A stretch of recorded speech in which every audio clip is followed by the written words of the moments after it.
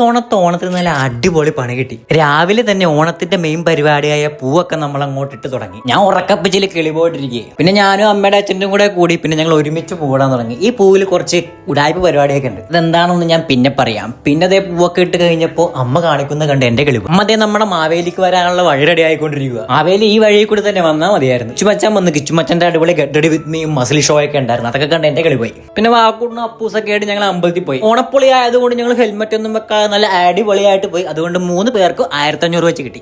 ഇതൊക്കെ എന്ത്.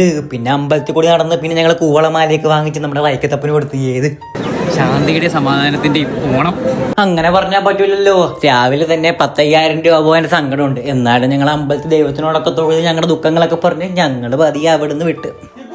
മഴ നേരത്തെ എത്തും. പിന്നെ ഇങ്ങനെ ഒരു വിടലക്കുട്ടനുള്ളത് കൊണ്ട് സമയം പോകുന്ന അറിയില്ല. പിന്നെ വീട്ടിൽ വന്ന് അമ്മ അച്ഛൻ്റെയും കൂടെ നല്ല അടിപൊളി സദ്യ കഴിച്ചു. പാലട പ്രഥമനും ബോളിയൊക്കെ കൂടി നക്കി നല്ല സൂപ്പറായിരുന്നു. തോണ എന്തായാലും അടിപൊളിയായിരുന്നു, വൈബായിരുന്നു. ഞങ്ങൾ ഒരുപാട് പരിപാടിയൊക്കെ ഒപ്പിച്ചിട്ടുണ്ട്. അപ്പൊ ആ പരിപാടിയുടെ ഒക്കെ വീഡിയോ വരുന്നതാണ്. അപ്പൊ എല്ലാവരും നമ്മുടെ ചാനൽ സബ്സ്ക്രൈബ് ചെയ്യുക. അപ്പൊ ബൈ.